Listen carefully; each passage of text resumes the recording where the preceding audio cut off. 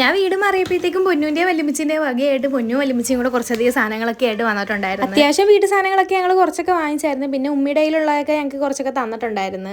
അന്നേരത്തേക്ക് സലീമു അബി ഹെനായുമായിട്ട് വന്നായിരുന്നു. അങ്ങനെ പൊന്നു കൊണ്ടുവന്ന സാധനങ്ങളൊക്കെ ഞങ്ങൾ പൊട്ടിച്ച് നോക്കുമായിരുന്നു. ഒരു 3 ലിറ്ററിന്റെ ഒരു കുക്കർ, ചീനച്ചട്ടി, കട്ടിംഗ് ബോർഡ്, പിന്നെ ചായയൊക്കെ ഊറ്റാൻ പറ്റുന്ന ടൈപ്പ് ഒരു പാത്രം, പിന്നെ കറി വയ്ക്കാൻ പറ്റുന്ന ടൈപ്പ് കിണ്ണി, ഒരു കുഞ്ഞു മുറൊക്കെ എന്തിനാന്ന് പോലെ അറിയത്തില്ല, യൂസ് ചെയ്യാറില്ല മുറൊന്നും. പിന്നെ ഈ ഡെപ്പ പോലത്തെ പാത്രം എനിക്ക് ഭയങ്കരമായിട്ട് ഇഷ്ടപ്പെട്ട, അകത്തെന്തോ അരിപ്പ് പോലത്തെ സംഭവമൊക്കെ ഉണ്ടായിരുന്നു. പിന്നെ ഇച്ചുവിന് ചായ കുടിക്കാനായിട്ട് ഒരു കപ്പൊക്കെ ഉണ്ടായിരുന്നു. ഈ പാത്രം എന്താ ഇങ്ങനെ ഇരിക്കുന്നത് അറിയത്തില്ല. അതിൻ്റെ അകത്തൊരു നെറ്റ് പോലത്തെ ഒരു പാത്രം, അതിൻ്റെ അടപ്പ് വിട്ട് വരത്തില്ല. അത് കുറേയൊക്കെ ഇട്ട് ഞങ്ങൾ പണിത്, പക്ഷെ ഊരി വരാത്തപ്പോൾ ഞങ്ങൾ അങ്ങനെ തന്നെ അടച്ചു വെച്ചേച്ച്. പിന്നെ ഞാൻ ഓർത്ത് എന്തെങ്കിലും ഫ്രിഡ്ജിൽ ഫ്രൂട്ട്സ് എന്തെങ്കിലും ഇട്ട് വെക്കാന്ന്. പിന്നെ ഈ മുട്ട അടിക്കുന്ന സംഭവമൊക്കെ വാങ്ങിച്ചുകൊണ്ട് തന്നിട്ടുണ്ടായിരുന്നു. അങ്ങനെ ഞാൻ പിന്നെ പൊന്നൂനും സലീമും അപ്പിക്കും ചായ ഇട്ടിട്ടുണ്ടായിരുന്നു. വല്യമ്മച്ചി വന്നില്ലായിരുന്നു. വല്യമ്മച്ചിക്ക് കാല് വയ്യാത്തതുകൊണ്ട് നടക്കാൻ പറ്റാത്തതുകൊണ്ട് വല്യമ്മച്ചി വന്നില്ലായിരുന്നു. അങ്ങനെ സലീമും അപ്പി ഈ ചായക്ക് കടികളൊക്കെ വാങ്ങിച്ചുകൊണ്ട് വന്നിട്ടുണ്ടായിരുന്നു. കട്ട്ലേറ്റ്, സമൂസയൊക്കെ.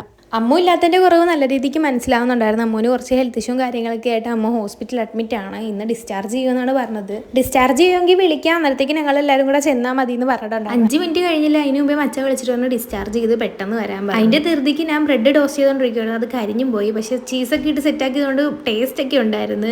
അങ്ങനെയൊക്കെ പോയി കാർ എടുത്തുകൊണ്ട് വന്നായിരുന്നു. അന്നേരത്തേക്കും പൊന്നും ഞാനും ഒരുങ്ങി വീട്ടിൽ നിൽപ്പുണ്ടായിരുന്നു. അങ്ങനെ ഞങ്ങൾ 3 പേരും കൂടെ ആയിരുന്നു പോയിട്ടുണ്ടായിരുന്നത്. ചേർത്തല കിൻഡർ ഹോസ്പിറ്റലിലായിരുന്നു അമ്മൂനെ അഡ്മിറ്റ് ആക്കിയത്.